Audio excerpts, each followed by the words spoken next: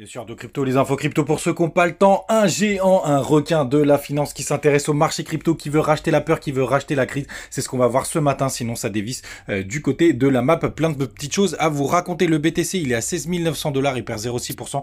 On a Ethereum qui est sous les 1250 $, on perd quasiment 2%. Crypto Clébar qui perd quasiment 5%, 4,6% de perte. On a à peu près 3% ici et là de pertes, notamment du côté de Matic, DOT, LTC, Shiba et Missile Sol qui perd 2%. On a aussi Avax qui perd 3%, Link qui perd 5% et on a aussi une autre contre-performance dans le top 30 à la 30e position, QNT qui perd 3,4%. Les gars, vous le savez, on est toujours sous le coup de ce Bart Simpson qui pourrait arriver. Pour l'instant, on est toujours dans un mini range que vous trouvez entre les... ça y est, on vient de péter justement cette zone. Donc là, le Bart Simpson commence à avoir une tête un peu plus plausible. D'ailleurs, on le voit bien sur le RSI, on est en train de breaker. Alors la target théorique, c'est vraiment les 16 500 $. On va voir si on va y aller les gars, mais pour l'instant c'est vraiment en train de prendre forme.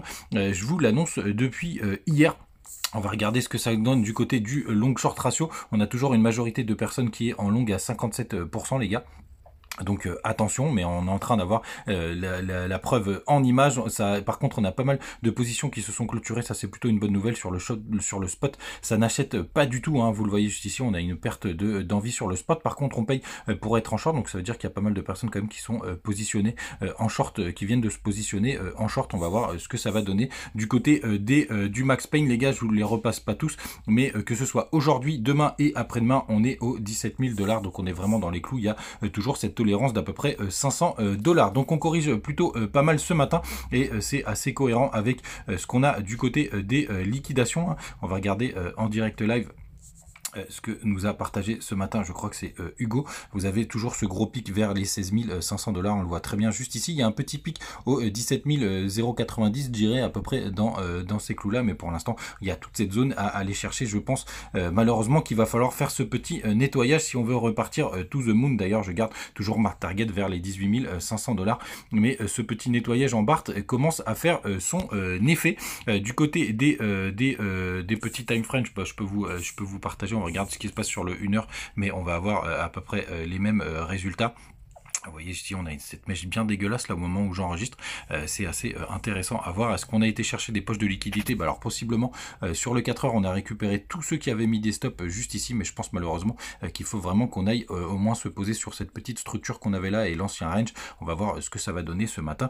C'est en train de corriger les cryptos que je surveille de près. Il y a Shiba, j'ai fait un petit trade hier qui a été plutôt été plutôt pas mal. GLD, j'en suis sorti. Il y a aussi ADA, Flow malheureusement qui a complètement dévissé, et on a aussi Chiliz qui me paraît assez intéressant. Faudra voir ce que ça donne par la suite. Sinon les gars, pour finir, donc Goldman Sachs qui cherche des opportunités dans la crypto après la faillite d'FTX, et donc là on est dans le mindset de Warren Buffett qui dit qu'il faut acheter la peur et revendre l'euphorie. Et donc eux, ce qu'ils considèrent, et d'ailleurs je vous invite à aller voir cet article, il est sur Investing, eux ce qu'ils considèrent c'est justement quand tout part en vrille que c'est intéressant de racheter sur le marché, et pour le coup c'est assez intéressant de voir leur position. Considérer que le marché crypto avait pas mal explosé, et donc c'était des tarifs qui étaient de rentrer dans le système, et c'était complètement exorbitant, et c'est la réalité pour le coup, et que maintenant ça a pas mal corrigé, qu'il y a pas mal de sociétés en difficulté, ça peut devenir intéressant de rentrer sur ce marché. Et ça c'est une très bonne nouvelle, puisque ça veut dire que la crypto potentiellement est là